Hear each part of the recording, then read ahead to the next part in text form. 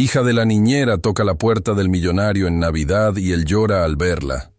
Hay silencios que gritan más fuerte que cualquier multitud, y esa noche, en la mansión de don Arturo, el silencio era ensordecedor. Imaginen ustedes una mesa de caoba maciza, tan larga que parecía no tener fin, cubierta con el mantel de lino más blanco y puro que el dinero pudiera comprar. Sobre ella, la vajilla de porcelana brillaba bajo la luz de una araña de cristal que costaba más que la casa de cualquier familia promedio. Había pavo horneado, fuentes de uvas y quesos importados, botellas de vino de cosechas antiguas respirando en decantadores de cristal tallado. Todo estaba perfecto. Todo estaba en su lugar. Pero solo había una silla ocupada, y en esa silla se sentaba un hombre que, a pesar de tenerlo todo, sentía que no tenía absolutamente nada. Don Arturo miraba el festín con una mezcla de desprecio y una tristeza antigua. Esa clase de tristeza que se te mete en los huesos y que ni la calefacción más potente puede quitar. Estaba a punto de dar el primer sorbo a su copa, un gesto automático y sin placer, cuando un sonido tímido, casi imperceptible, rompió la quietud de su fortaleza. No era el viento, ni era la nieve golpeando los ventanales. Eran unos golpecitos en la puerta principal. Unos golpes tan débiles que parecían pedir permiso para existir. Don Arturo frunció el ceño. ¿Quién osaba interrumpir su soledad en Nochebuena? Lo que él no sabía, mis queridas amigas, es que al otro lado de esa puerta de roble macizo no había un socio de negocios, ni un vecino, ni un mensajero. Había alguien que traía en sus manos vacías el poder de destruir y a la vez reconstruir el corazón de piedra de este millonario. Y antes de que giremos el pomo de esa puerta y descubramos juntos el milagro que está a punto de suceder, te invito de todo corazón a que te suscribas ahora mismo al canal. Dale clic a esa campanita para que no te pierdas ninguna de nuestras historias y, por favor, escríbeme aquí abajo en los comentarios desde qué ciudad o país nos estás escuchando esta noche. Me encanta leerlas y saber hasta dónde llegan nuestras voces. Hazlo ahora, porque lo que viene a continuación te va a erizar la piel. Volvamos al comedor. Don Arturo dejó la copa sobre la mesa con un golpe seco. El sonido del cristal contra la madera resonó en la habitación vacía. Miró su reloj de oro en la muñeca. Las 9 de la noche. A esa hora, según sus cálculos estrictos, el mundo debía dejarlo en paz. Había despedido al servicio temprano, no por generosidad, sino porque no soportaba ver sus caras de lástima ni sus prisas por irse con sus familias. Odiaba esa felicidad ajena, esa prisa por abrazarse, por compartir miserias como si el amor pagara las cuentas. Él prefería esto: el control, el silencio, la perfección fría de su casa.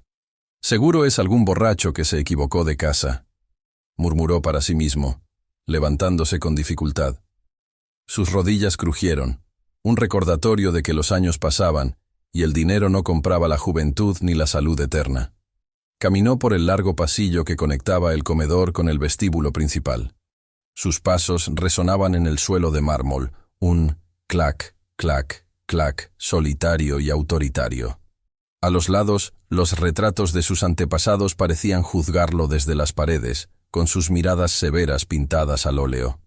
La casa olía a pino y a cera de velas caras, un aroma a Navidad de revista, pero sin el calor de un hogar. Al llegar a la puerta, dudó. ¿Y si no abría? ¿Y si simplemente apagaba las luces y fingía que no había nadie? Era su derecho. Era su casa. Pero los golpes volvieron a sonar. Toc, toc, toc. Eran insistentes, pero carecían de fuerza. No era el golpe de una autoridad. Era el golpe de la necesidad. Impulsado por una curiosidad irritada, y quizás por el deseo de gritarle a alguien y descargar su frustración, don Arturo quitó los cerrojos de seguridad. 1, 2, 3 cerrojos. Giró la llave pesada y empujó la enorme hoja de madera hacia afuera. El viento helado de la noche entró de golpe, despeinando su cabello canoso y haciéndole entornar los ojos. Esperaba encontrarse con un hombre pidiendo dinero, o quizás con un grupo de esos cantantes de villancicos que tanto detestaba. Ya tenía preparada la frase: «Lárguense de mi propiedad o llamo a la policía». Sin embargo, Cuando sus ojos se acostumbraron a la oscuridad exterior, no vio a nadie a la altura de su vista. Bajó la mirada, y entonces el aire se le quedó atrapado en la garganta. Allí, parada en el umbral, bajo la luz dorada que se escapaba del interior de la mansión, había una niña. No debía tener más de 6 o 7 años. Era tan pequeña que la inmensidad de la entrada la hacía parecer una muñeca abandonada. Llevaba un vestido delgado, demasiado delgado para esa noche de invierno, con un estampado de flores que había perdido su color hacía muchos lavados. No tenía abrigo, solo un chal de lana gris, lleno de agujeros, que intentaba cubrir sus bracitos delgados. Pero lo que golpeó a don Arturo como un mazo en el pecho no fue el vestido, ni el chal. Fueron los zapatos. La niña llevaba unas zapatillas de lona, de esas baratas que se compran en el mercado, y estaban rotas en la punta. Se podía ver, con dolorosa claridad, que sus calcetines estaban mojados por la nieve y el barro del camino. Estaba temblando. Un temblor incontrolable que le sacudía todo el cuerpecito, haciendo castañetear sus dientes. Don Arturo se quedó paralizado, con la mano aún en el pomo de la puerta. El viento seguía entrando, enfriando el vestíbulo, pero él no podía moverse. La niña levantó la cabeza, y sus ojos se encontraron. Eran unos ojos grandes, oscuros y profundos, enmarcados por unas pestañas largas y húmedas. No había miedo en ellos, curiosamente. Había una urgencia inocente, una esperanza desesperada que brillaba más que todas las luces del árbol de Navidad que Arturo tenía en su salón. Él, que había negociado con tiburones financieros, que había despedido a cientos de empleados sin pestañear, que había construido un imperio de la nada, se sintió de repente desarmado frente a esa pequeña criatura. ¿Qué haces aquí?, preguntó Arturo, y su voz, que pretendía ser firme y amenazante, salió ronca, casi quebrada. La niña se sorbió la nariz, que estaba roja por el frío, y apretó el chal contra su pecho con sus manitas sucias. «Perdóneme, señor», dijo ella con una voz finita, como el sonido de una campana de cristal. «No quería molestar, pero vi las luces encendidas, y la casa es tan grande». Arturo frunció el ceño, intentando recuperar su postura de hombre duro. «¿Dónde están tus padres? ¿Sabes que es propiedad privada? No puedes ir tocando puertas en este barrio así como así». La niña no retrocedió. Dio un paso minúsculo hacia adelante, buscando instintivamente el calor que emanaba de la casa. «Mi mamá está trabajando». «Bueno, estaba», dijo la niña, mirando de reojo hacia el interior, hacia el pasillo iluminado. «Ella me dijo que esperara, pero tenía mucha hambre, señor. Y mucho frío». Don Arturo sintió una punzada extraña en el estómago. Una sensación que no había sentido en décadas. Era incomodidad, sí, pero mezclada con algo más. Vergüenza. Él acababa de dejar una mesa con comida suficiente para alimentar a un ejército, y aquí estaba esta niña, con los labios morados, hablando de hambre con una naturalidad que aterraba. «¿Quién es tu madre?», preguntó él, más por ganar tiempo que por interés real, tratando de entender cómo una niña así había burlado la seguridad de la urbanización. La niña lo miró fijamente, y en ese momento, Arturo vio algo familiar en sus gestos. «Mi mamá es María, señor, la que le limpia los pisos y le deja las camisas planchadas. Ella dice que usted es un hombre muy importante». El nombre golpeó la memoria de Arturo. María.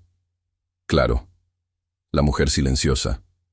La que siempre bajaba la cabeza cuando él pasaba.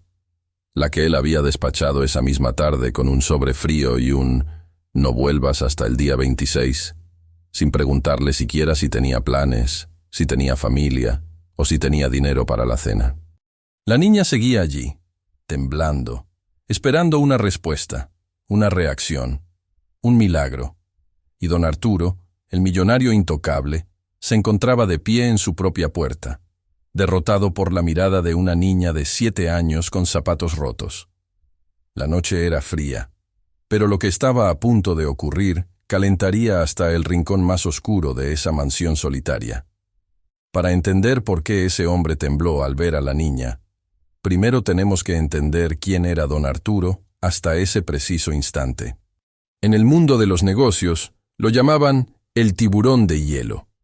Un hombre que jamás perdonaba una deuda, que nunca llegaba tarde y que consideraba que las emociones eran un defecto de fábrica que la gente débil usaba como excusa para fracasar. Su mansión estaba llena de obras de arte que nunca miraba y libros que ya no leía. Tenía todo lo que se podía comprar con una tarjeta de crédito ilimitada, pero su alma, queridas amigas, estaba en bancarrota. Para Arturo, la Navidad no era una época de paz, era un inconveniente logístico. Odiaba los villancicos que sonaban en los centros comerciales, detestaba las sonrisas falsas de sus socios que le enviaban cestas de frutas solo para quedar bien, y sobre todo, le repugnaba esa idea de compartir. ¿Compartir qué?, solía decir con amargura. Lo que es mío me costó sudor, que cada quien se gane su pan. Esa misma tarde, apenas unas horas antes de que la pequeña tocara a su puerta, Arturo había protagonizado una escena que ahora, bajo la mirada de la niña, le pesaba como una losa de plomo. Había reunido a su personal en el vestíbulo para despacharlos. No hubo brindis ni palabras de agradecimiento por el año de servicio. Uno a uno, pasaron frente a él. El jardinero, la cocinera, el chófer. Arturo les entregaba un sobre blanco, delgado y frío, con su aguinaldo reglamentario. Ni un centavo más, ni un centavo menos de lo que dictaba la ley. Cuando llegó el turno de María, la madre de la niña que ahora tenía enfrente, Arturo ni siquiera levantó la vista de sus papeles. María se había acercado con pasos silenciosos, con esa humildad que a él le irritaba porque la confundía con falta de carácter. Ella tomó el sobre con sus manos callosas y resecas por el cloro y el detergente. «Gracias, don Arturo», había susurrado ella. Y luego hubo una pausa. Un silencio incómodo de 2 segundos. María había abierto la boca, como queriendo decir algo más. Quizás iba a pedir un adelanto. Quizás iba a preguntar si podía llevarse las sobras del banquete que la empresa de catering había dejado preparado para la cena solitaria del patrón. Pero Arturo, anticipándose a cualquier petición que le quitara tiempo, la cortó con un gesto seco de su mano. «Eso es todo, María. Nos vemos el 26. Cierra bien la puerta de servicio al salir y asegúrate de que la alarma quede activada. No quiero sorpresas». María bajó la cabeza, avergonzada por su propio atrevimiento. Se guardó las palabras en el pecho y salió al frío de la tarde. Arturo se sintió satisfecho en ese momento. Había mantenido el orden, había evitado la incomodidad. Pero ahora, mirando esos zapatos rotos en su umbral, el recuerdo de la mirada triste de María lo golpeó con violencia. Él la había despachado a una realidad de hambre y frío, mientras él se encerraba a proteger su tesoro como un dragón solitario. Él, que se creía el dueño del mundo, se dio cuenta en ese segundo de que su orden y su eficiencia no eran más que egoísmo disfrazado. Tenía las cuentas bancarias llenas, sí, pero frente a la dignidad rota de esa niña, don Arturo se sintió, por primera vez en años, como el hombre más pobre de la tierra. Mientras don Arturo lidiaba con su conciencia en la entrada de la mansión, a unos pocos kilómetros de allí, en un barrio donde las calles no tenían asfalto y las luces de Navidad eran un lujo impensable, el mundo de María se estaba desmoronando. Su casa no era de piedra ni tenía calefacción central. Era una pequeña construcción de bloques desnudos y techo de lámina que crujía con cada ráfaga de viento helado. Al entrar, María se frotó las manos, no solo por el frío, sino por el nerviosismo que le carcomía el estómago.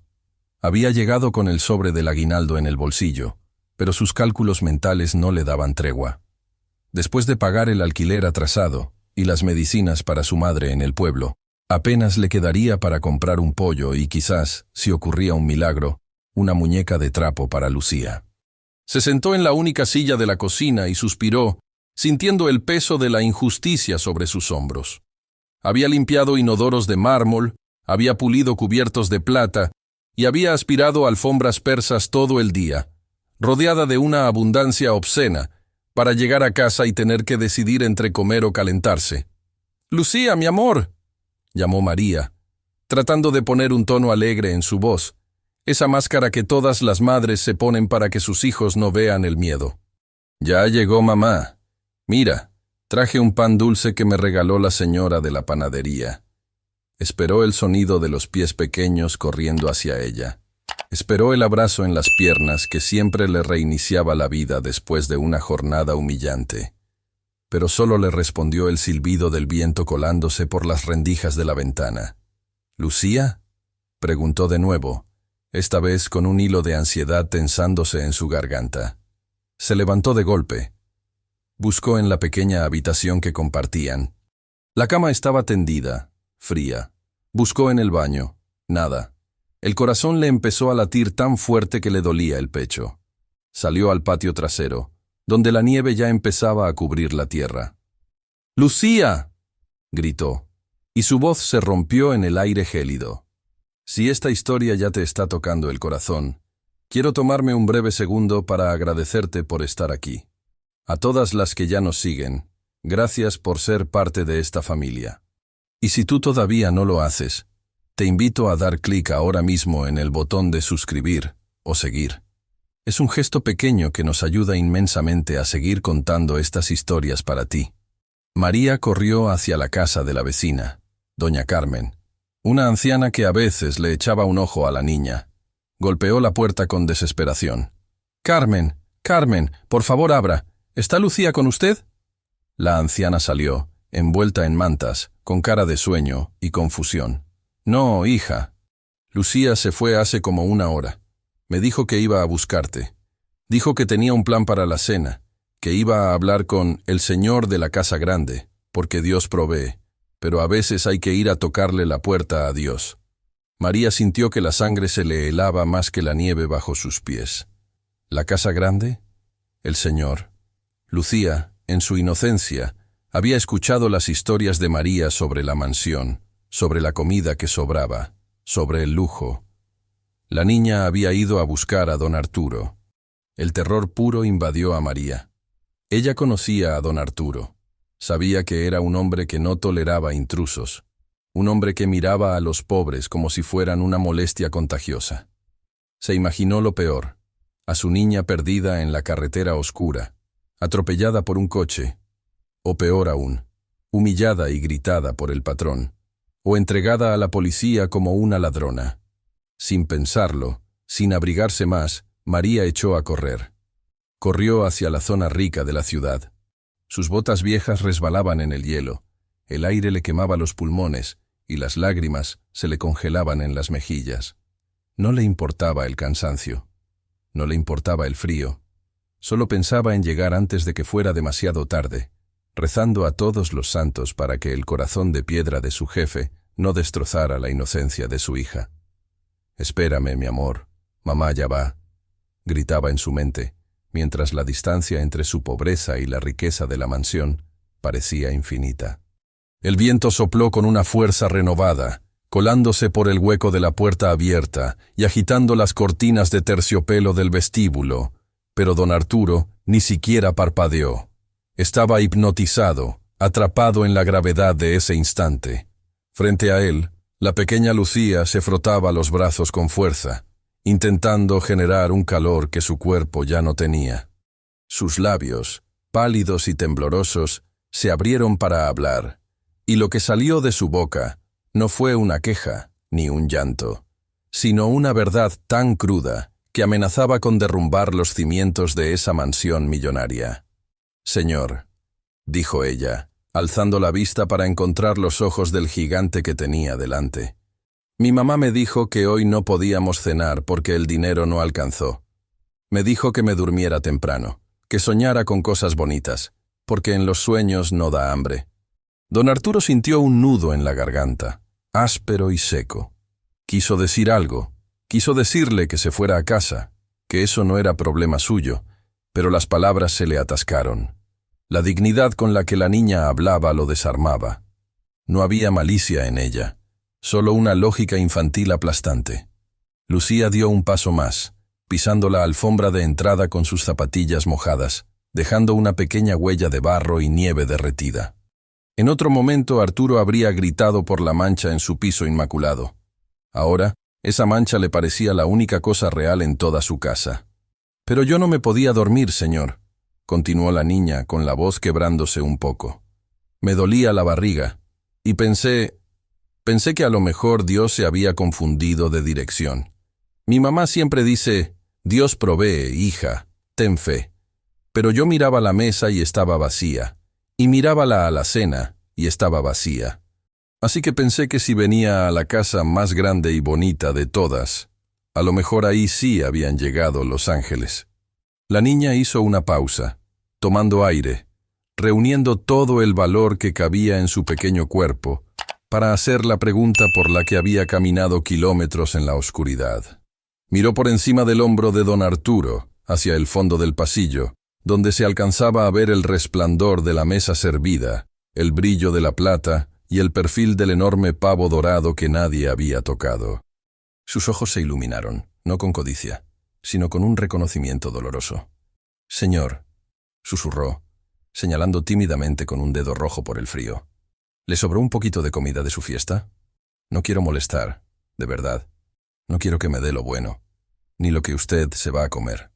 Solo si quedó algo en las ollas, algo que vayan a tirar a la basura, un poquito de pan o un huesito, lo que sea. Es que mi mamá tampoco ha comido, aunque ella me dice que no tiene hambre. Yo sé que es mentira. Le suenan las tripas cuando me abraza». La pregunta quedó flotando en el aire helado de la noche. «¿Le sobró un poquito?» Don Arturo sintió como si le hubieran dado una bofetada con la mano abierta. Él estaba solo. No había fiesta. Había comida para 20 personas pudriéndose en su mesa, por puro orgullo, por pura vanidad, mientras a pocos metros de su puerta, la hija de la mujer que le limpiaba el inodoro tenía que pedir las sobras para no desmayarse. Esa pregunta simple, inocente, desnudó toda la miseria de su riqueza. ¿De qué le servían los millones en el banco si era incapaz de ver el sufrimiento a 1 metro de distancia? La niña no le estaba pidiendo un milagro, le estaba pidiendo las migajas de su exceso. Y eso, queridas amigas, le dolió a don Arturo más que cualquier pérdida financiera que hubiera sufrido en su vida. Le dolió en el alma, en ese lugar oxidado que él creía muerto, pero que ahora, ante la voz de Lucía, empezaba a sangrar. El silencio se alargó, pesado y culposo. La niña, al ver que el señor no respondía, bajó la cabeza, pensando que había hecho algo malo, que había pedido demasiado. Empezó a retroceder, con los ojos llenos de lágrimas contenidas. «Perdón, señor, ya me voy», murmuró ella, dándose la vuelta para regresar a la oscuridad. «Espera». La voz de Arturo salió como un trueno, no de rabia, sino de urgencia. No podía dejarla ir. Si ella cruzaba ese portón de regreso al frío, él sabía que nunca más podría mirarse al espejo sin sentir asco. El grito de Arturo detuvo a la niña en seco, pero no fue el volumen de su voz lo que la hizo girarse, sino el tono. No había ira en ese llamado. Había desesperación.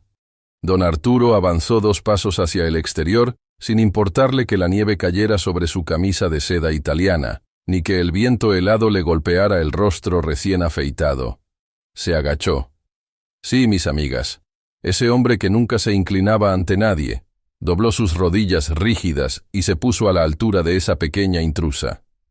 Al tenerla tan cerca, el corazón de Arturo dio un vuelco violento. Pudo ver los detalles que la distancia y su propia indiferencia le habían ocultado antes. Vio las marcas de suciedad en sus mejillas, el rastro seco de las lágrimas antiguas, y sobre todo, vio la similitud innegable. Esos ojos almendrados, esa forma tímida de apretar los labios, era el vivo retrato de María. Durante años, María había sido para él una sombra eficiente, una figura sin rostro que entraba, limpiaba y desaparecía. Él sabía que ella tenía familia, claro, lo veía en los formularios de impuestos que su contador llenaba, pero nunca se había detenido a pensar qué significaba eso. Para Arturo, María era una herramienta que mantenía su mundo brillante. Pero al mirar a Lucía, la herramienta se convirtió en persona. Se dio cuenta de que cada vez que le negaba un aumento a María, o cada vez que le exigía horas extras sin paga bajo la excusa de ponerse la camiseta, la consecuencia directa eran esos zapatos rotos que tenía frente a sus narices. Lucía lo miraba con miedo, esperando el regaño. ¿Hice algo malo, señor?, preguntó ella, temblando violentamente. Arturo extendió una mano, dudando por primera vez en su vida. Sus dedos rozaron la manita de la niña. Estaba helada. Estaba tan fría que parecía un bloque de hielo pequeño y frágil. Ese contacto físico fue como una descarga eléctrica que recorrió la columna vertebral del millonario.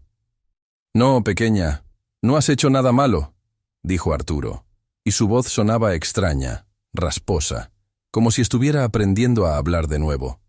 «La única persona que ha hecho algo malo aquí soy yo». El tiburón de hielo sintió que algo se quebraba dentro de su pecho. Dicen que cuando una extremidad congelada empieza a recuperar la circulación, duele. Duele muchísimo. Y eso es exactamente lo que sentía Arturo. El dolor agudo de la humanidad, regresando a un cuerpo que se había acostumbrado a la frialdad. Miró sus propios zapatos, de cuero lustrado, hechos a medida, que costaban más de lo que la madre de esta niña ganaba en 6 meses. Y sintió asco. Un asco profundo y visceral hacia su propia ceguera. «¿Eres la hija de María?», preguntó, aunque ya sabía la respuesta. Necesitaba decirlo en voz alta para hacer real su culpa. La niña asintió despacio. «Sí, señor. Mi mamá dice que usted es muy bueno, que nos da trabajo para comer. Por eso vine, porque los buenos comparten, ¿verdad?». Esa frase fue la estocada final. «Usted es muy bueno». María, a pesar de su frialdad, a pesar de su tacañería, le hablaba bien de él a su hija. No había sembrado odio en el corazón de la niña. Había sembrado esperanza.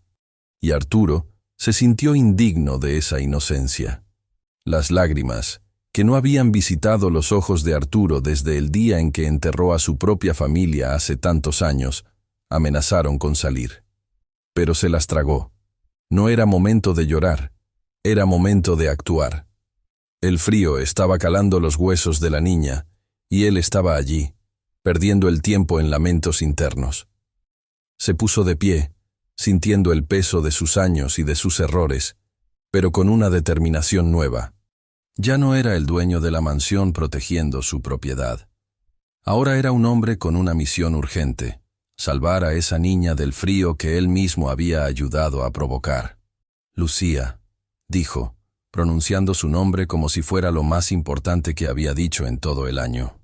«Olvida las sobras, olvida los huesos. En esta casa, hoy no se comen sobras». La niña lo miró confundida, sin entender.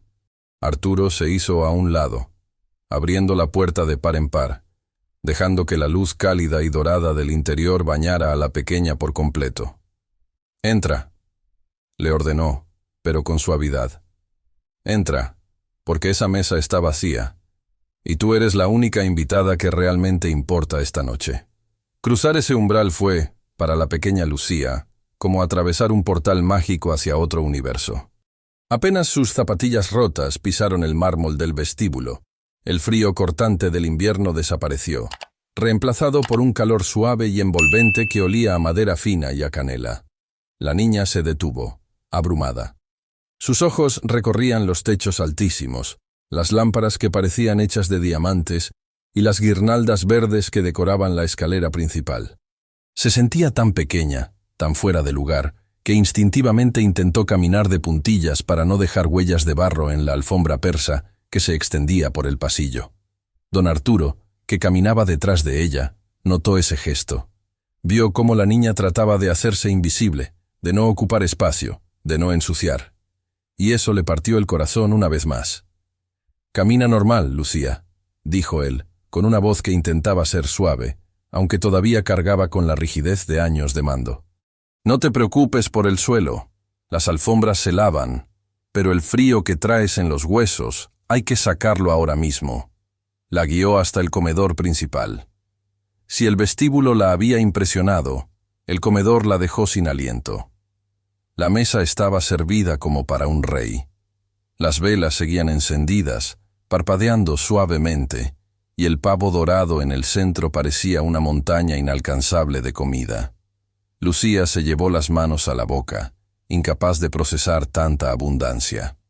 En su casa, un muslo de pollo se dividía entre 3.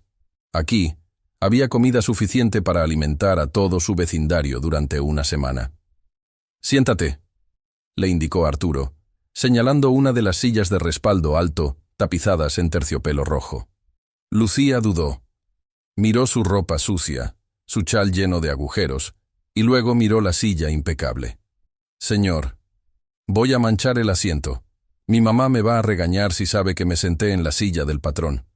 Mejor me quedo aquí paradita, o me da algo en una servilleta y me voy». Arturo cerró los ojos un segundo, respirando hondo para contener las lágrimas. Se acercó a ella, y sin decir una palabra, la tomó por debajo de los brazos y la levantó. La niña pesaba tan poco que parecía hecha de aire y plumas.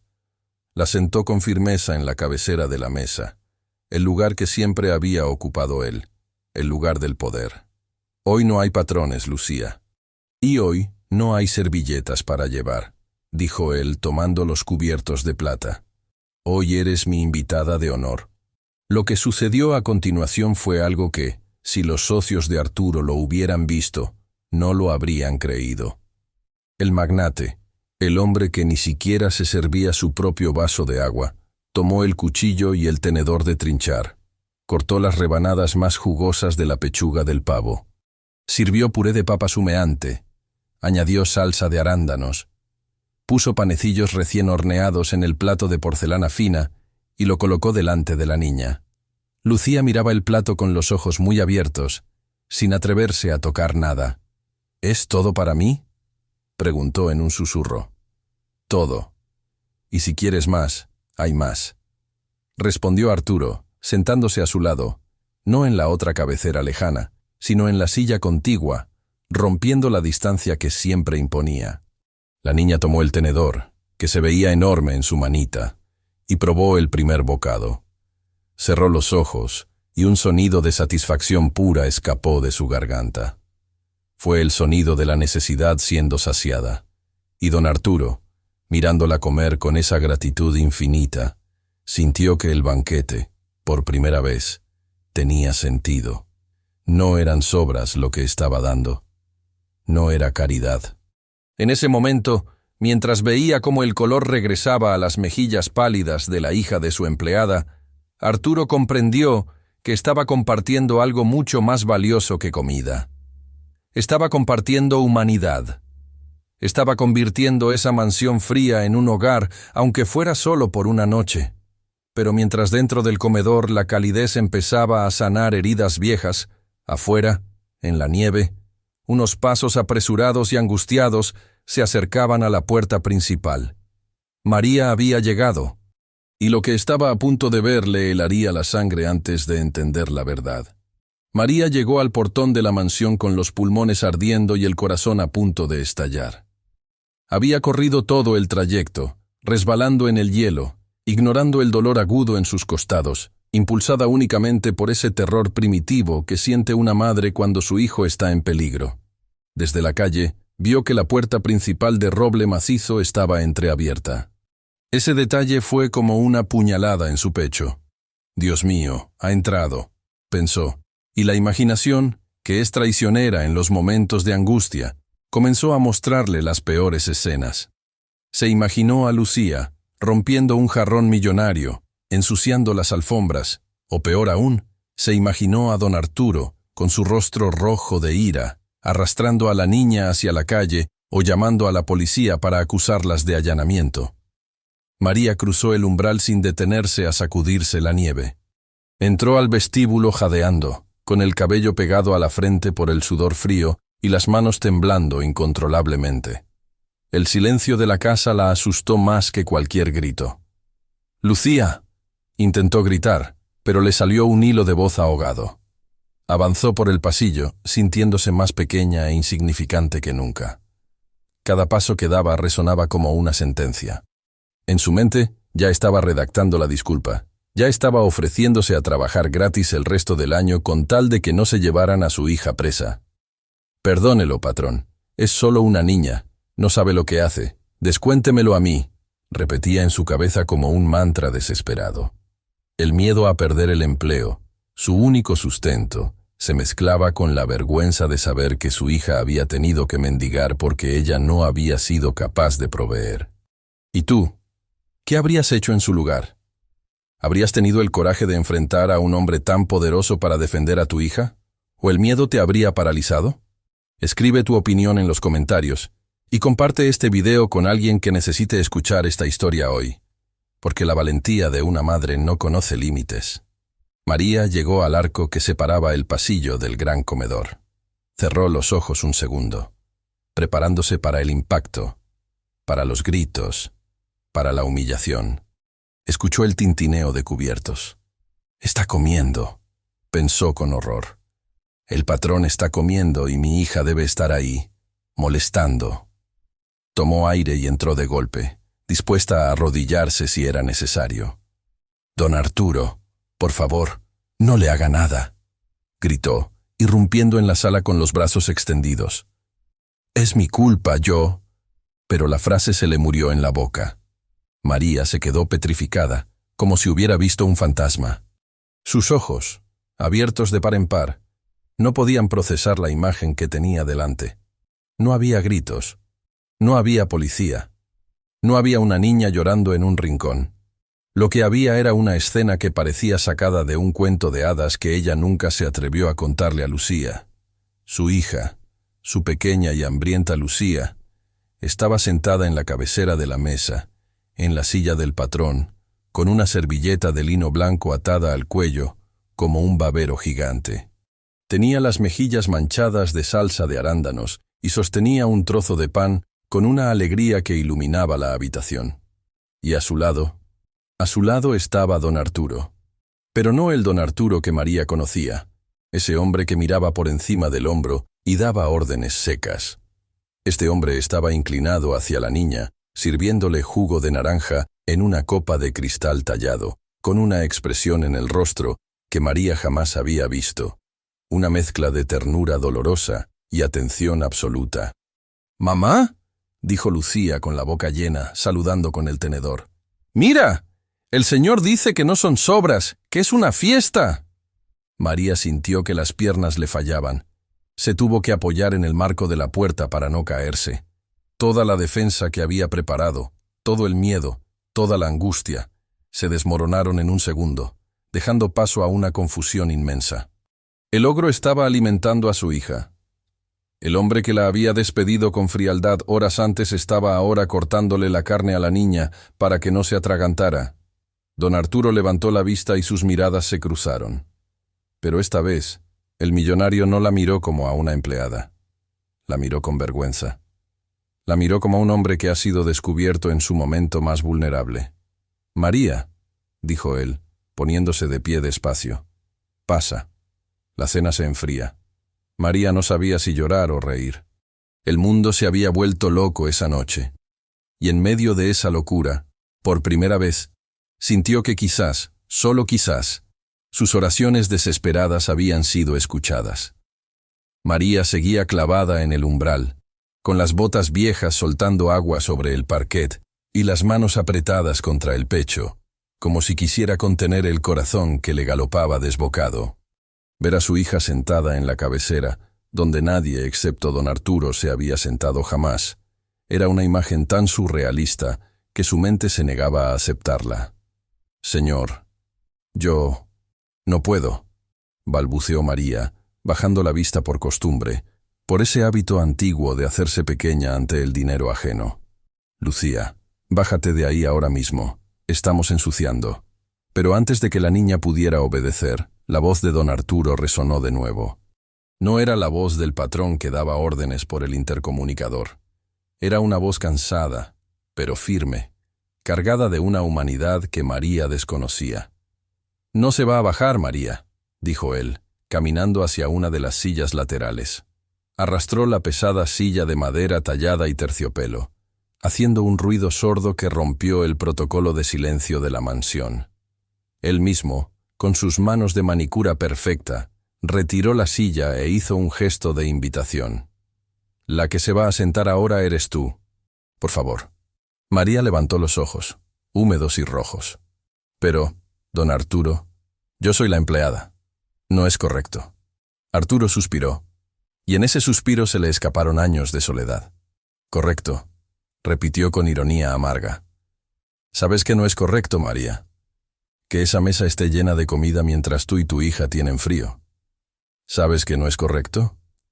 Que yo tenga 20 habitaciones vacías y ustedes tengan miedo de no poder pagar la luz. Siéntate. Te lo pido, no como tu jefe, sino como un hombre que no quiere cenar solo otra vez. La humildad en la petición desarmó a María. Tímidamente, se acercó. Se sentó en el borde de la silla, rígida, temiendo romper algo con su sola presencia. Entonces ocurrió el milagro silencioso. Don Arturo tomó el plato de María. Él, que jamás había levantado un dedo en su propia cocina, empezó a servir. Cortó rebanadas generosas de pavo, sirvió puré, añadió las verduras glaseadas que brillaban como joyas. Sus movimientos eran torpes, oxidados por la falta de práctica en el arte de servir a otros, pero lo hacía con una dedicación solemne. Puso el plato frente a ella y sirvió un poco de vino tinto en una copa. «Come», le dijo suavemente. «Está caliente».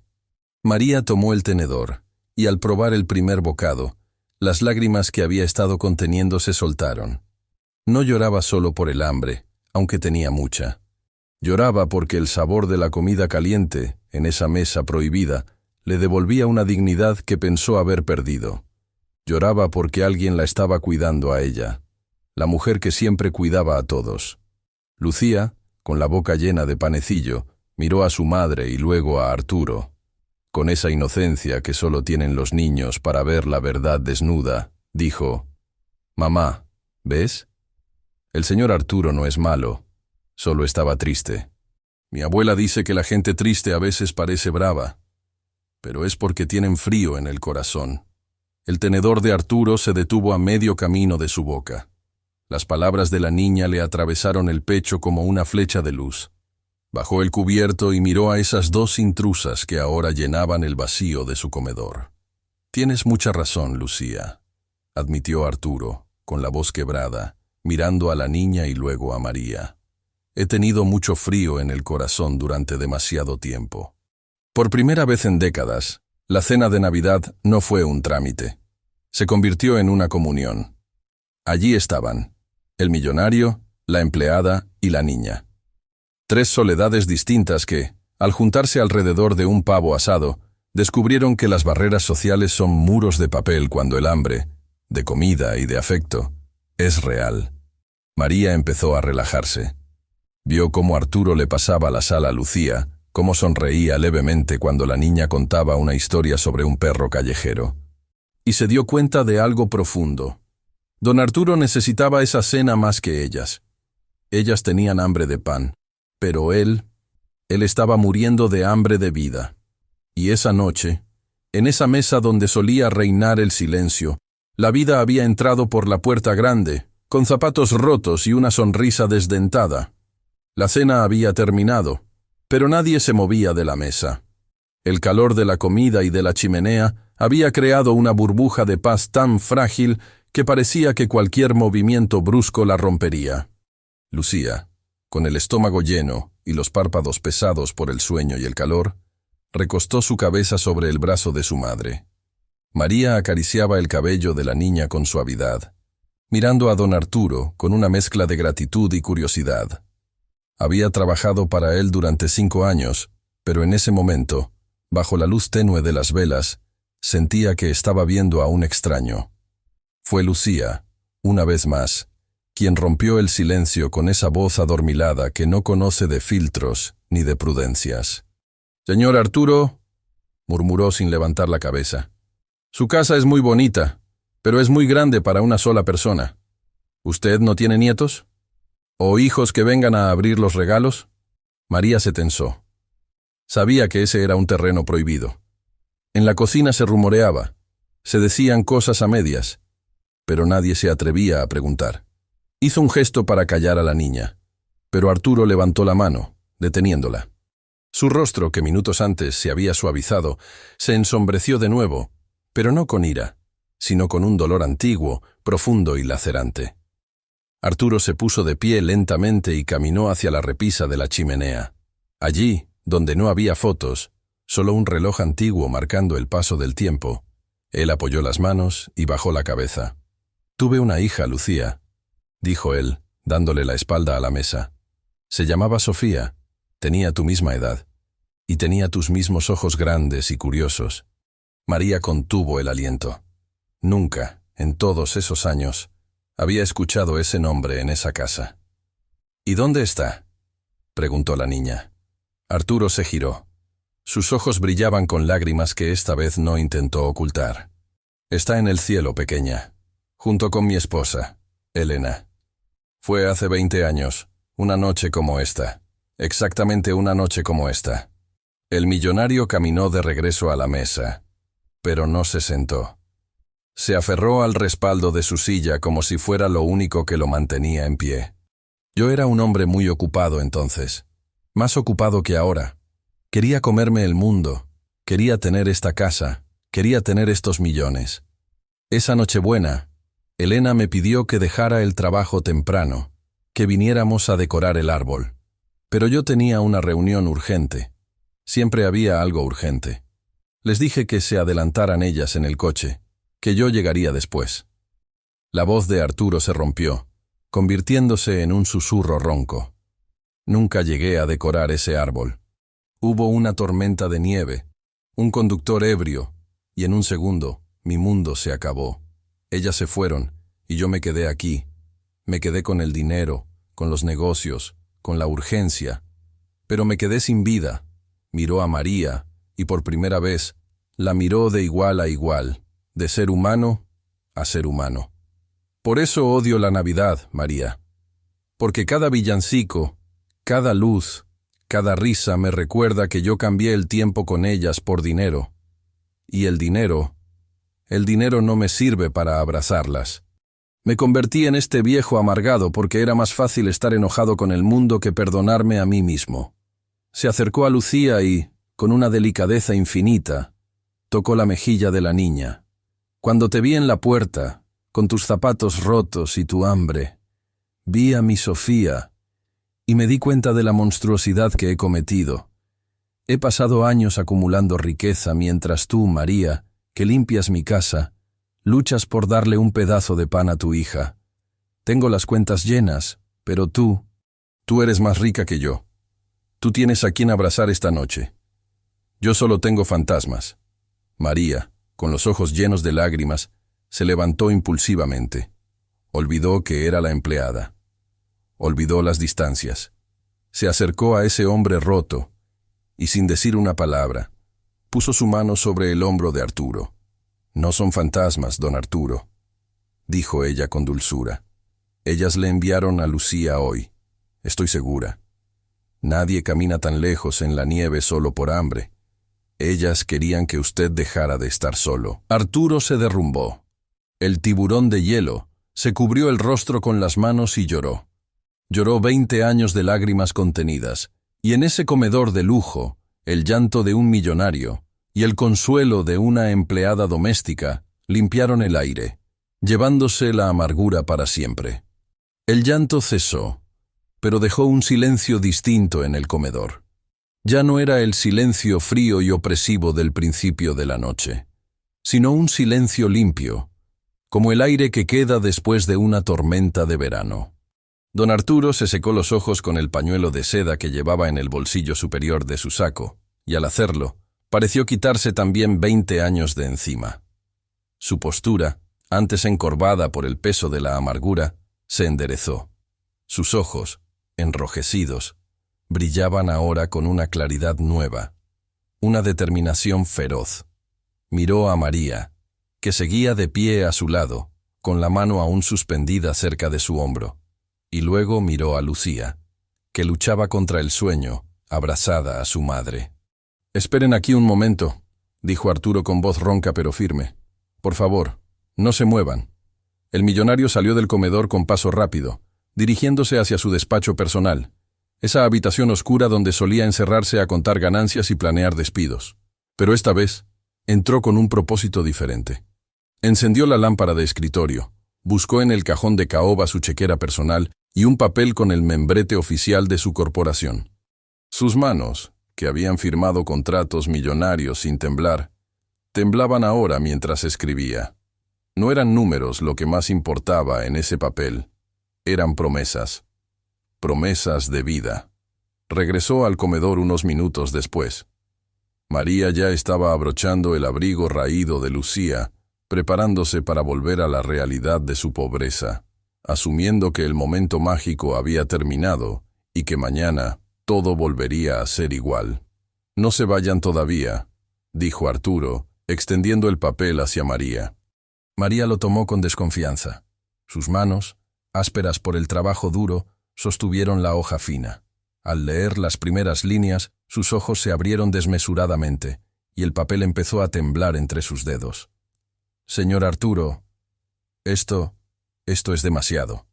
No puedo aceptarlo. Es mucho dinero. Es imposible». Arturo se acercó y con suavidad cerró las manos de María sobre el papel, obligándola a sostenerlo con fuerza. «No es dinero, María. Es justicia», dijo él mirándola fijamente. «Lo que tienes ahí es un cheque que cubre el alquiler de una casa digna por los próximos 2 años. Una casa con calefacción, María, donde esta niña no tenga que dormir vestida para no congelarse. Y lo otro es más importante». Arturo se agachó de nuevo frente a Lucía, que lo miraba con sus grandes ojos oscuros. «He escrito una carta para el director del mejor colegio de la ciudad. A partir de enero, Lucía, tú vas a estudiar allí. Todos tus gastos, tus libros, tus uniformes y tu universidad cuando crezcas, correrán por mi cuenta». María sollozó, llevándose una mano a la boca para ahogar el grito de emoción. «¿Pero por qué, señor? Solo le pedimos las sobras. Porque esta noche, ustedes me salvaron la vida», respondió Arturo con seriedad absoluta. «Yo estaba muerto en vida, María. Estaba ahogado en mi propio egoísmo. Ustedes vinieron a tocar mi puerta, y sin saberlo, rompieron las cadenas que me ataban a mi dolor.